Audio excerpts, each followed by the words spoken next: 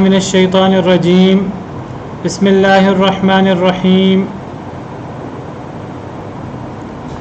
ان الذين يكفرون بآيات الله ويقتلون النبيين بغير حق ويقتلون الذين يأمرون بالقسط من الناس فبشرهم بعذاب أليم۔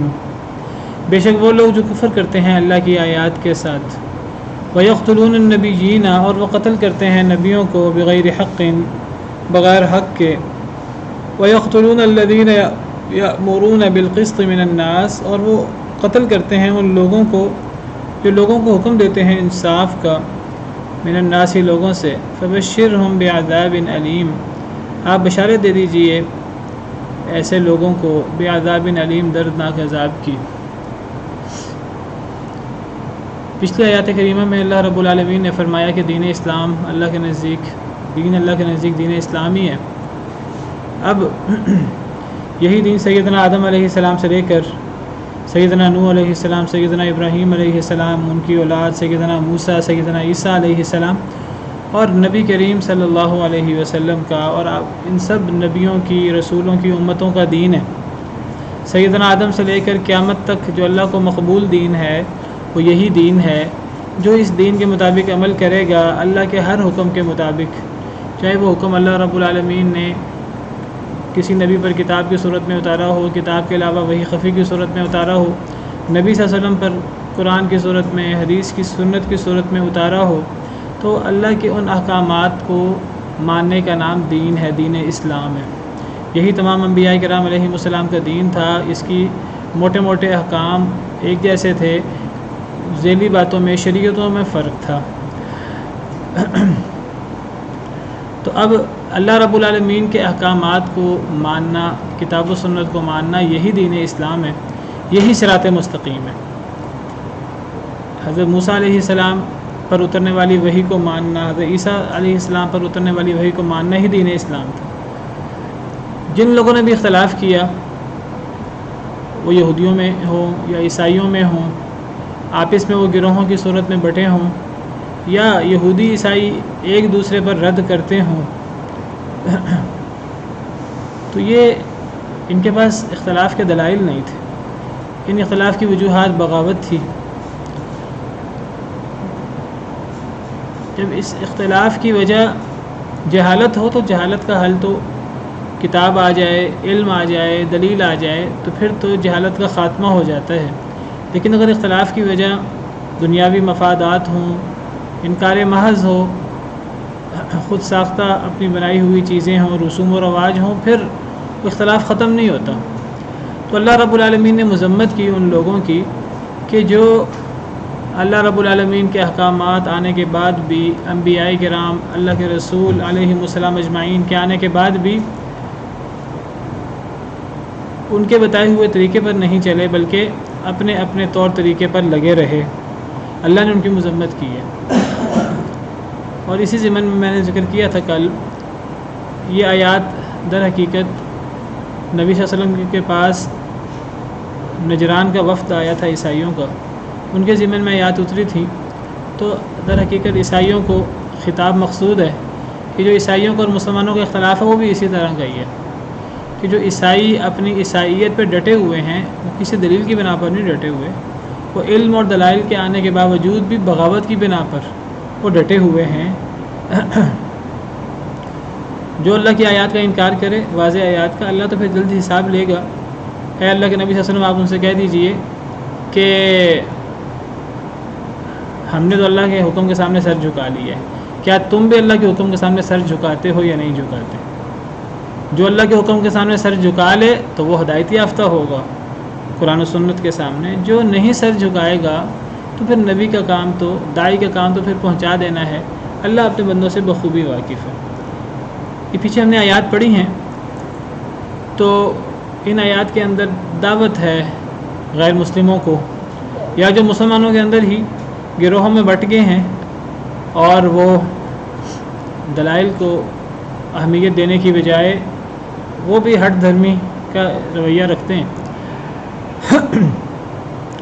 اب اللہ رب العالمین فرما رہے ہیں ان الذین یکفرون بآیات اللہ ویقتلون النبیین بغیر حق، یہ جو یہود و نصارہ ہیں ان کی بغاوت، ان کی تفرقہ بازی، ان کا انکار اللہ کی آیات کے ساتھ وہ اتنا بڑا ہوا تھا کہ صرف یہ انکار تک محدود نہیں رہا، بلکہ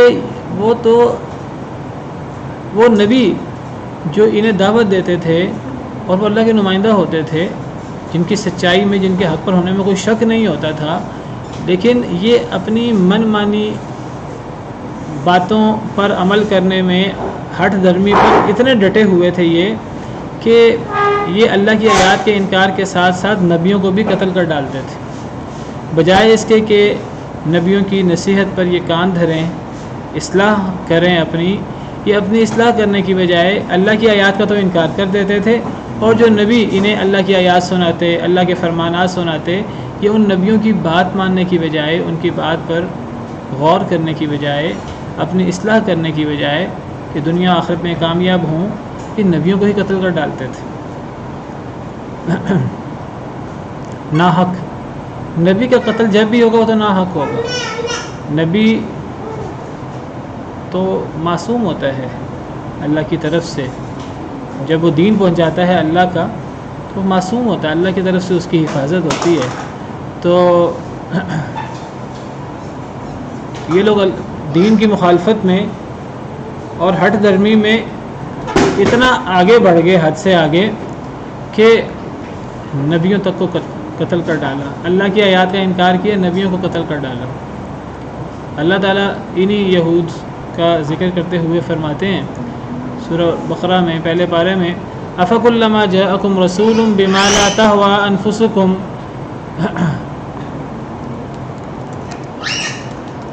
بیٹا لے جاؤ اس کو نیچے لے جاؤ۔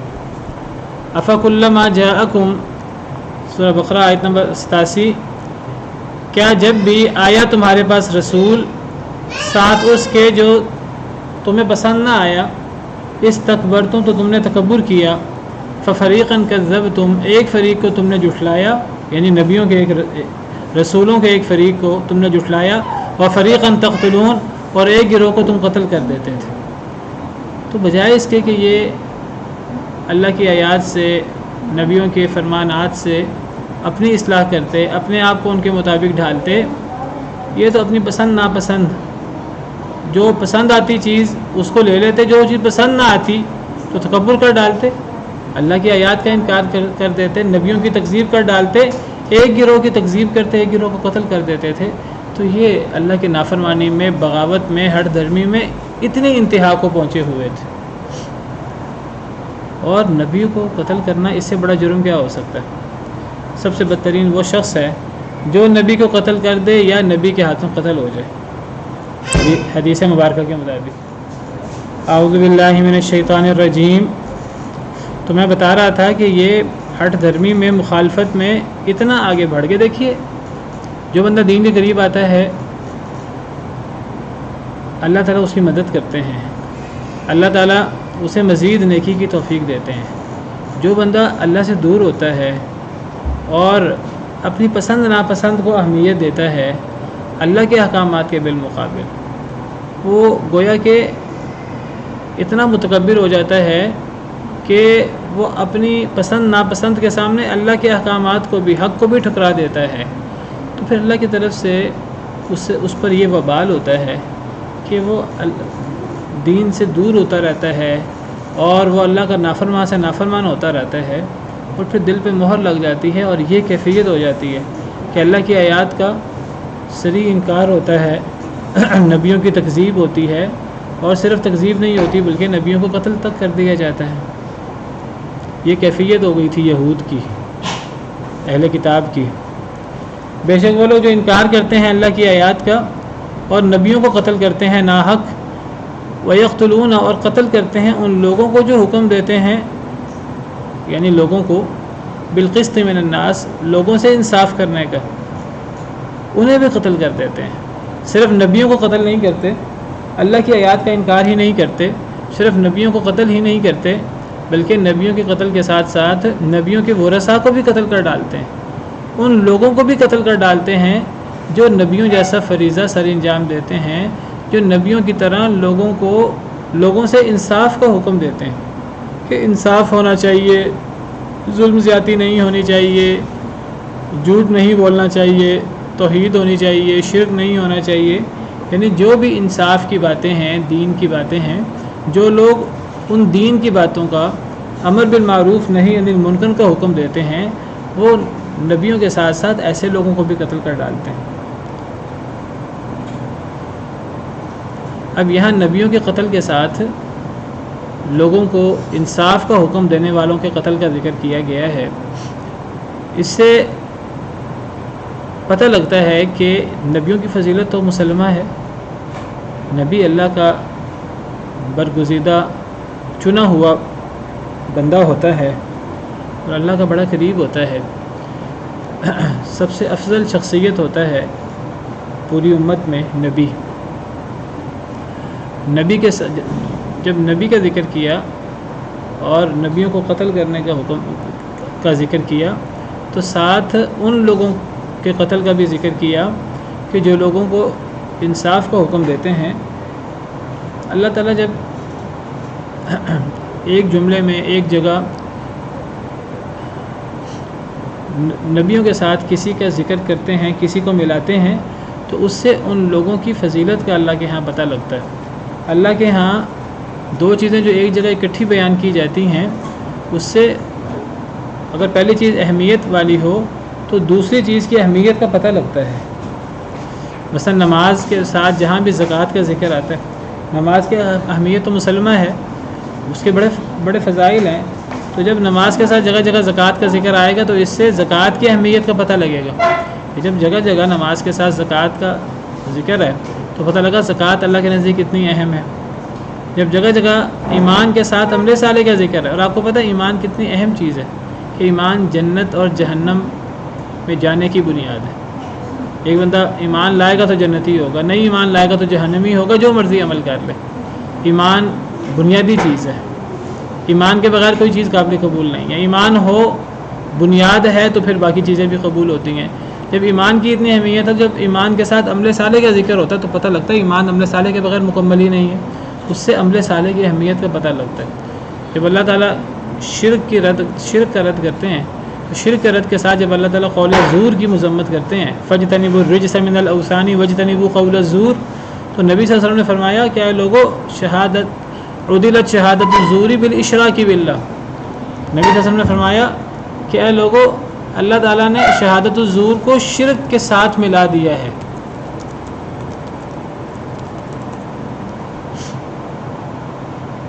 یہ حدیث ہے نبی صلی اللہ علیہ وسلم کی، یہ ابو داؤد کی حدیث ہے 3599۔ حضرت خریم بن فاتق فرماتے ہیں کہ نبی صلی اللہ علیہ وسلم نے فجر کی نماز پڑھائی، پھر جب آپ پلٹے تو آپ کھڑے ہو گئے اور آپ نے فرمایا عدلت شہادت الزور بالاشراک باللہ، آپ نے فرمایا اے لوگو شہادت الزور کو، جھوٹی گواہی کو شرک کے برابر قرار دیا گیا ہے۔ یہ 3 دفعہ آپ نے بات فرمائی، اور آپ نے پھر قرآن کی آیت پڑھی فَاجْتَنِبُوا الرِّجْسَ مِنَ الْأَوْثَانِ وَاجْتَنِبُوا قَوْلَ الزُّورِ، یعنی گویا کہ نبی صلی اللہ علیہ وسلم نے قرآن کریم کی آیت سے استدلال کیا اور قرآن کریم کی آیت کی تفسیر کی۔ آپ نے فرمایا دیکھو سورہ حج کی آیت فَاجْتَنِبُوا الرِّجْسَ مِنَ الْأَوْثَانِ وَاجْتَنِبُوا قَوْلَ الزُّورِ، یہاں بتوں کی پلیدگی، بتوں کی نجاست یعنی شرک، اس سے بچو اور قول الزور سے بچو۔ اب نبی صلی اللہ علیہ وسلم نے قرآن کریم کی اس آیت سے کیا سمجھا، اللہ نے آپ کو کیا سمجھایا کہ جب شرک کے ساتھ قول زور کا ذکر ساتھ آیا ہے، اس سے بھی بچو اور اس سے بھی بچو، تو قول زور کو شرک کے ساتھ کیوں ذکر کیا؟ یعنی قول زور اتنا بڑا جرم ہے کہ اس کو شرک کے ساتھ بیان کیا ہے۔ قرآن کریم میں 2 چیزوں کا اکٹھا آنا اس کی اہمیت ہے، اور نبی صلی اللہ علیہ وسلم نے قرآن کریم کی اس آیت سے استدلال کیا کہ اے لوگوں کہ دیکھو شہادت الزور، آپ نے قول زور سے شہادت الزور مراد لی، اے لوگوں جھوٹی گواہی شرک کے قریب جرم ہے۔ یہ نبی صلی اللہ علیہ وسلم نے 3 دفعہ فرمایا اور اس آیت سے استدلال کیا۔ پتہ لگا قرآن کریم میں جب 2 چیزوں کا اکٹھا ذکر ہوتا ہے، ایک چیز بڑی مذمت والی ہے، بہت اہمیت والی ہے، چاہے وہ رد کرنے میں اہمیت والی ہو، چاہے ماننے میں اہمیت والی ہو، جب اس کے ساتھ کوئی دوسری چیز ذکر آئے گی تو وہ اس کے قریب ہوگی۔ اب جب شرک سے بچنے کا حکم ہوا، اور اس کے ساتھ ساتھ قول زور کا، شہادت زور سے بچنے کا حکم ہوا، تو آپ نے فرمایا اے لوگو شہادت زور شرک کے برابر جرم ہے، شرک کے قریب قریب جرم ہے۔ آپ نے قرآن کریم کی آیت میں ایک جملے میں دونوں کو اکٹھا ہونا دلیل بنایا، تو یہیں سے آپ ذرا اس آیت کریمہ کو دیکھیں۔ میں نے آپ کو آمن و عامل الصالحات کی مثال دی، میں نے آپ کو اقام الصلاۃ آتوا الزکوٰۃ کی مثال دی۔ یہاں اب نبیوں کا قتل یہ کون کرتے تھے؟ یہ یہود کرتے تھے بدبخت۔ نبیوں کا ذکر ہو رہا ہے جو افضل ترین اللہ کی مخلوق ہیں اور انسانوں میں سب سے افضل ہے۔ جب نبیوں کا ذکر کیا اور نبیوں کی مخالفت کرتے کرتے یہود قتل تک کر ڈالتے تھے، جب نبیوں کے قتل کے ساتھ، نبیوں کے ذکر کے ساتھ جب لوگوں کو انصاف کا حکم دینے والوں کا ذکر کیا نبیوں کے ساتھ، اور جو سلوک انہوں نے نبیوں سے کیا بدبختوں نے، وہی سلوک انہوں نے لوگوں کو انصاف کا حکم دینے والوں کے ساتھ کیا، تو اس سے لوگوں کو انصاف کا حکم دینے والوں کی اہمیت کا پتہ لگا سب سے پہلے تو۔ یعنی لوگوں کو انصاف کا حکم نبی دیتے ہیں، اور نبی کے بعد لوگوں کو انصاف کا حکم نبی کے وارث دیتے ہیں، علماء دیتے ہیں، مصلحین دیتے ہیں۔ تو جو بدبخت نبیوں کے وجود کو برداشت نہیں کرتے، تو وہ نبیوں کے ساتھ مصلحین کے وجود کو بھی برداشت نہیں کرتے، وہ نبیوں کے ورثاء کے وجود کو بھی برداشت نہیں کرتے، کیونکہ ان کے نزدیک اصل چیز یہ نہیں کوئی ہمیں اللہ کی بات بتا رہا، کوئی ہمیں دین کی بات بتا رہا، ان کے نزدیک کوئی چیز کوئی ہمیں ہمارے مطلب کی بات بتا رہا ہے کہ نہیں بتا رہا۔ اگر وہ بات ہمارے مزاج کے خلاف ہوگی ہم کفر کر دیں گے، انکار کر دیں گے، اور ہم مخالفت میں انتہا پر جا کر قتل بھی کر دیں گے، چاہے وہ نبی ہوں، چاہے وہ نبیوں کے ورثاء ہوں، لوگوں کو انصاف کا حکم دینے والے ہوں۔ تو جس طرح نبیوں کی بڑی فضیلت ہے، اسی طرح لوگوں کو انصاف کا حکم دینے والوں کی بڑی فضیلت ہے، وہ نبیوں کے وارث ہیں۔ جس طرح نبیوں کا قتل یہ بہت بڑا جرم ہے، اس سے بڑا جرم کیا ہو سکتا ہے؟ اسی طرح مصلحین کا، لوگوں کو انصاف کا حکم دینے والوں کا قتل بہت بڑا جرم ہے۔ اور یہ یہودی بدبخت ان سے یہ دونوں قسم کے جرم یہ کرتے تھے کہ نبیوں کے ساتھ ساتھ مصلحین کو بھی، انصاف کا حکم دینے والوں کو بھی قتل کر ڈالتے تھے۔ اللہ فرماتے ہیں جو یہ کام کرے، اللہ کی آیتوں کا انکار کرے، نبیوں کو قتل کرے، مصلحین کو قتل کرے، انہیں دردناک عذاب کی بشارت دے دو۔ تو فرمایا کہ جو لوگ جن کا کردار یہ ہو کہ وہ بڑے بڑے گناہ، تباہ کرنے والے گناہ کریں، کہ اللہ کی آیات کا انکار کریں، نبیوں کو قتل کریں ناحق، اور اسی طرح نبیوں کے ورثاء مصلحین جو لوگوں کو انصاف کا حکم دیتے ہیں لوگوں سے، ان کو قتل کریں، تو فرمایا کہ ایسے بدبختوں کو جن کے یہ بڑے بڑے جرم ہیں، ایسے بدبختوں کو دردناک عذاب کی بشارت دے دو۔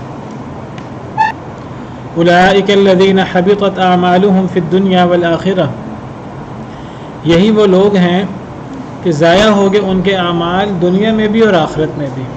وما لهم من ناصرین، اور نہیں ہے ان کے لیے کوئی مددگار۔ اللہ فرماتے ہیں کہ جو اللہ کی آیات کا انکار کریں، نبیوں کو قتل کریں، لوگوں کو انصاف کا حکم دینے والوں کو قتل کریں، تو ان کو صرف دردناک عذاب کی بشارت نہ دو، بلکہ اگر یہ کوئی نیک کام بھی کریں تو ان کا کوئی نیک عمل قابل قبول ہی نہیں ہے، نہ دنیا میں نہ آخرت میں۔ ان کے نیک اعمال دنیا اور آخرت میں ضائع ہو گئے۔ وما لهم من ناصرین، اور ان کا کوئی مددگار بھی نہیں ہے جو انہیں اللہ کے عذاب سے بچا سکے۔ الم تر الی الذین اوتوا نصیبا من الکتاب یدعون الی کتاب اللہ لیحکم بینہم، کیا نہیں آپ نے دیکھا ان لوگوں کی طرف جنہیں دیا گیا ایک حصہ کتاب سے، یدعون الی کتاب اللہ، انہیں بلایا جاتا ہے اللہ کی کتاب کی طرف، لیحکم بینہم، تاکہ اللہ فیصلہ فرمائے ان کے درمیان، تاکہ وہ فیصلہ فرمائے اللہ یا وہ کتاب وہ فیصلہ فرمائے ان کے درمیان۔ ثم یتولی فریق منہم، پھر جاتا ہے ایک گروہ ان میں سے، وہم معرضون، اور وہ منہ موڑنے والے ہیں۔ اللہ فرماتے ہیں کہ اے نبی صلی اللہ علیہ وسلم، آپ نے نہیں دیکھا ان لوگوں کو جنہیں کتاب کا ایک حصہ دیا گیا ہے، کتاب کا ایک حصہ دیا گیا ہے، یعنی جو اہل کتاب ہے، کیا آپ نے اہل کتاب کو نہیں دیکھا جنہیں کتاب کا ایک حصہ دیا گیا ہے؟ یدعون الی کتاب اللہ، وہ اللہ کی کتاب کی طرف بلائے جاتے ہیں، دعوت دی جاتی ہے انہیں اللہ کی کتاب کی طرف۔ لیحکم بینہم، تاکہ وہ کتاب ان کے درمیان فیصلہ کر دے. ثم یتولی فریق منہم، پھر ایک گروہ پھر جاتا ہے ان میں سے، وہم معرضون، وہ منہ موڑنے والے. یہاں اہل کتاب جنہیں کتاب کا ایک حصہ دیا گیا اس سے مراد یہود ہیں، کیونکہ مدینہ منورہ میں یہود آباد تھے، تو یہاں یہود مراد ہیں. اور اللہ فرماتے ہیں کہ انہیں وہ اہل کتاب ہیں لیکن وہ پوری کتاب والے نہیں ہیں. اللہ نے انہیں پوری کتاب نہیں دی تھی. کتاب کی تکمیل تو قرآن پر ہوئی ہے، اور قرآن پوری کتاب ہے، کیونکہ قرآن یہ پچھلی تمام جو دین تھا، دین اسلام، اور پچھلی تمام شریعتیں تھیں، ان کی جامع وہ قرآن ہے. اور قرآن پچھلی کتابوں کی تصدیق بھی کرتا ہے، پچھلی کتابوں پر مہیمن بھی ہے. اور قرآن جو ہے یہ پچھلی کتابوں میں جو تحریف ہوئی ہے اس تحریف کی بھی وضاحت کرتا ہے. تو اہل کتاب کو یہاں فرمایا کہ وہ اہل کتاب یہ وہ لوگ ہیں جنہیں پوری کتاب نہیں دی گئی بلکہ انہیں کتاب کا ایک حصہ دیا گیا ہے. کتاب کا ایک حصہ دیے جانے سے مراد یہ ہے کہ یہ لوگ یہ نہ سمجھیں کہ ان کے پاس پورا دین موجود ہے. یہود کے پاس تورات کی صورت میں، عیسائیوں کے پاس انجیل کی صورت میں پورا دین موجود ہے. یہ پورا دین نہیں ہے. پہلی بات تو یہ ہے کہ تورات و انجیل میں تحریف ہو چکی ہے. جس کتاب میں تحریف ہو چکی ہو تو اب وہ کتاب بھی محرف ہے، اس پر کیا اعتماد کیا جائے.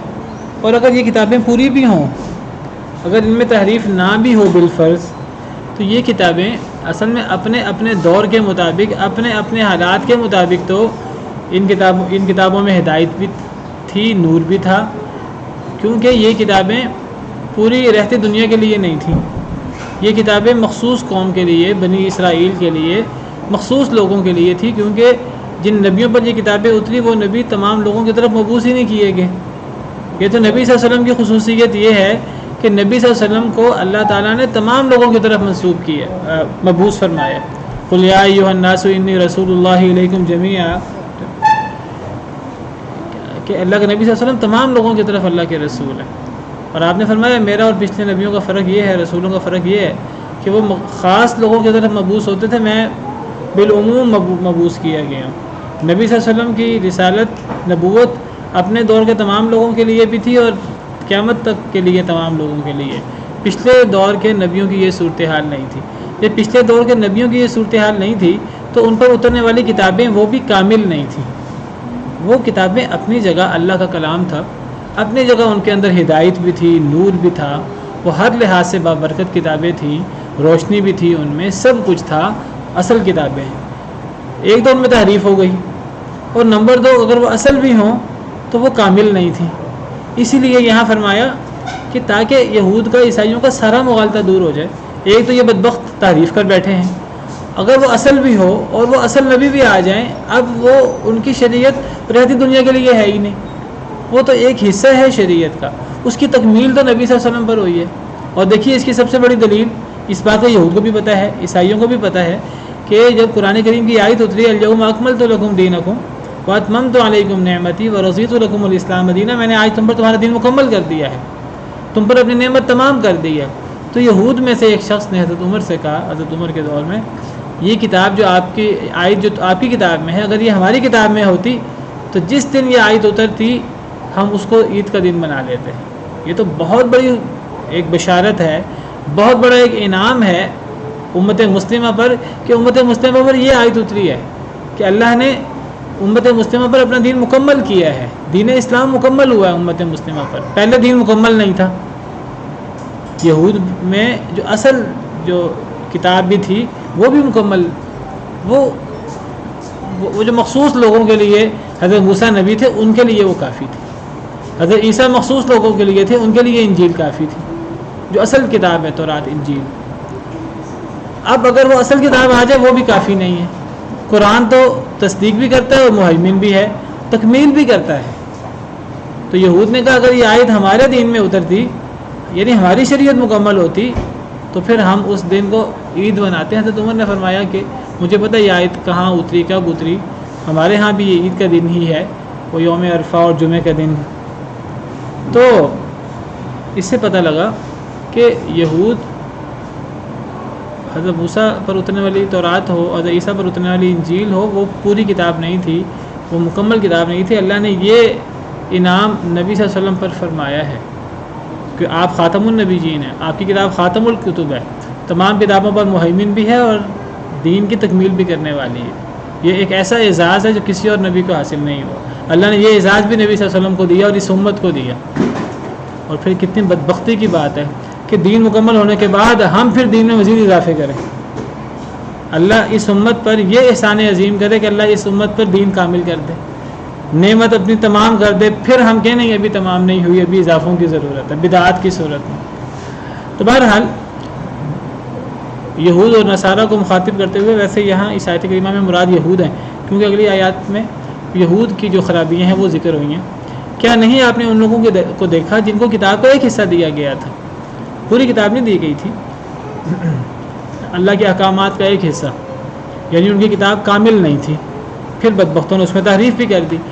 ان کتاب کا ایک حصہ جن کو دیا گیا تھا یہود، جب انہیں اللہ کی کتاب کی طرف بلایا جاتا ہے، قرآن کی طرف، اللہ کے احکامات کی طرف، تاکہ وہ ان کے درمیان فیصلہ کرے، تو ایک گروہ پھر جاتا ہے. ان میں سے ایک گروہ سے مراد اکثر یہود ہیں، چند ایمان لے آئے تھے، وہ چند چاہے تھوڑے ہیں لیکن وہ ایک مکمل گروہ ہے، اور دوسری طرف وہ ہزاروں لاکھوں ہیں، وہ چاہے بہت زیادہ ہیں، وہ بھی ایک گروہ ہے. تو اللہ کے ہاں تو اہمیت اس تھوڑے گروہ کے جو ایمان لے آئے تھے، وہ زیادہ وہ بھی ایک گروہ ہے. اللہ فرماتے ہیں ایک گروہ پھر جاتا ہے، اکثر یہودی پھر جاتے ہیں، ہم معرضون، اور وہ منہ موڑنے والے ہوتے ہیں. اور کیوں پھرتے ہیں؟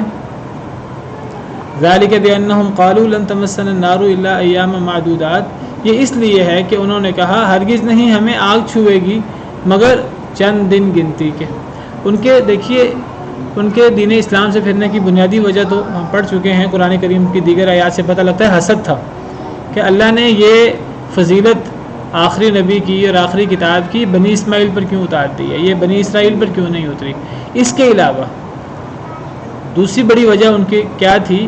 ان کی وجہ یہ تھی وہ کہتے تھے ہم تو بخشے بخشائے ہیں، ہم تو نبیوں کی اولاد ہیں، ہم تو اللہ کے بڑے محبوب ہیں، ہمارے باپ اجداد بڑے نیک ہوتے تھے، لہٰذا ہم تو جہنم میں جا ہی نہیں سکتے، ہم جو مرضی کر لیں ہم جہنم میں جا ہی نہیں سکتے.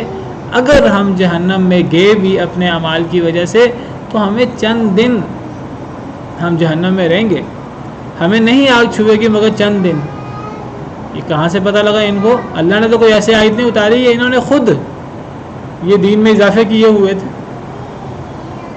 اپنے آپ کو مطمئن کیا ہوا تھا. جیسے ہمارے یہاں کچھ لوگوں نے اپنے آپ کو مطمئن کیا ہوا ہے کہ جی ہم لوگ تو مشرک ہو ہی نہیں سکتے، ہم لوگ تو نبی صلی اللہ علیہ وسلم کی امت ہے، ہم تو بخشے بخشائے ہیں. آج کچھ لوگ جو ہیں وہ یہ سمجھتے ہیں، حالانکہ صحابہ کرام ڈرتے تھے، روتے تھے، حالانکہ ان کو جنت کی بشارت ملی، اللہ کی رضا کی بشارت ملی، پھر وہ ڈرتے تھے، پھر وہ اللہ کے سامنے روتے تھے، اللہ کے سامنے کھڑا ہونے سے ڈرتے تھے، اللہ سے پناہ مانگا کرتے تھے، توبہ استغفار کیا کرتے تھے. شیطان نے ہمیں اتنا دور کر دیا ہے کہ ہمیں ایک تو یہ بڑا گمان ہے کہ ہمیں شرک نہیں آ سکتا، پھر ہمیں یہ بڑا گمان ہے کہ ہم تو نبی صلی اللہ علیہ وسلم کی امت میں سے ہیں، ہم تو بڑے محبوب ہیں اللہ کے، تو ہم تو جنتی ہیں. اور نبی صلی اللہ علیہ وسلم کو چھوڑیے، وہ پیروں کو، چند پیروں کو پیر بنایا ہوا ہے، وہ کہتے ہیں جی وہ جو اس پیر کا مرید ہوگا وہ جہنم میں جا ہی نہیں سکتا، چاہے ڈاکو ہو، چاہے وہ چور ہو، چاہے وہ سود کھانے والا ہو. اللہ معاف کرے. یہی چیز یہود کے اندر تھی. یہود کہتے تھے کہ ہمیں آگ نہیں چھوئے گی مگر چند دن جو ہم نے بچھڑے کی پوجا کی، یا 40 دن یا 7 دن. وغرہم فی دینہم ما کانوا یفترون، ان کو دھوکے میں ڈال دیا ان کے دین میں اس چیز نے جو وہ جھوٹ گھڑا کرتے تھے. یہ جھوٹ سے جو انہوں نے گھڑا ہوا تھا اللہ کے دین میں، تورات میں، اس جھوٹ نے جو انہوں نے گھڑا ہوا تھا اپنی طرف سے، اس جھوٹ نے انہیں ان کے دین کے بارے میں دھوکے میں ڈال دیا. ہم دین پر عمل کریں نہ کریں کوئی ضرورت نہیں ہے، بخشے بخشائے لوگ ہیں. آپ بتائیے کہ کیا بالکل یہی کیفیت ہماری نہیں ہے؟ بالکل یہی کیفیت امت محمدیہ کی ہے، والعیاذ باللہ. اللہ فرماتے ہیں فَكَيْفَ إِذَا جَمَعْنَاهُمْ لِيَوْمٍ لَا رَيْبَ فِيهِ، لیوم لا ریب فیہ، کیسے ہوگا جب ہم انہیں جمع کریں گے اس دن جس دن کے آنے میں کوئی شک نہیں ہے۔ اللہ فرماتے ہیں یہ جو بدبخت کہتے ہیں کہ ہم جہنم میں نہیں جائیں گے، ہم تو بخشے بخشائے ہیں، اللہ فرماتے ہیں ان کا اس وقت حال کیا ہوگا جب ہم ان کو اکٹھا کریں گے میدان محشر میں۔ وَوُفِّيَتْ كُلُّ نَفْسٍ مَا كَسَبَتْ، پھر وہاں پورا پورا دیا جائے گا ہر نفس کو جو اس نے کمائی کی۔ اچھا عمل کیا ہے اچھا عمل اجر ملے گا، جس نے برا عمل کیا ہے اس کو برا اجر ملے گا۔ وَهُمْ لَا يُظْلَمُونَ، کسی پر ظلم نہیں ہوگا، اپنے اعمال کی پوری سزا ملے گی۔ فرمایا کہ قیامت کے دن کوئی، ہم تو بخشے بخشائے ہیں، اللہ کے بیٹے ہیں، اللہ کے محبوب ہیں، کوئی اس وجہ سے جنت میں نہیں جائے گا، عمل کی بنا پر جائے گا۔ جس نے عمل کیا ہوگا پورا، نیک عمل کیا ہوگا پورا اجر ملے گا، برا عمل کیا ہوگا پورا اس کو وزر ملے گا، جتنی اس کو سزا ملے گی برے عمل کی وجہ سے، تو وہ چیخے نہ اس دن دہائی نہ ڈالے، کوئی ظلم نہیں ہے اس پر، اللہ نے ہر چیز واضح کر دی ہوئی ہے دنیا میں۔ تو جنت میں جانے کی بنیاد یہ نسبتیں نبیوں کی اولاد ہیں، اور ہمارے باء و اجداد نبی ہوتے تھے، نیک ہوتے تھے۔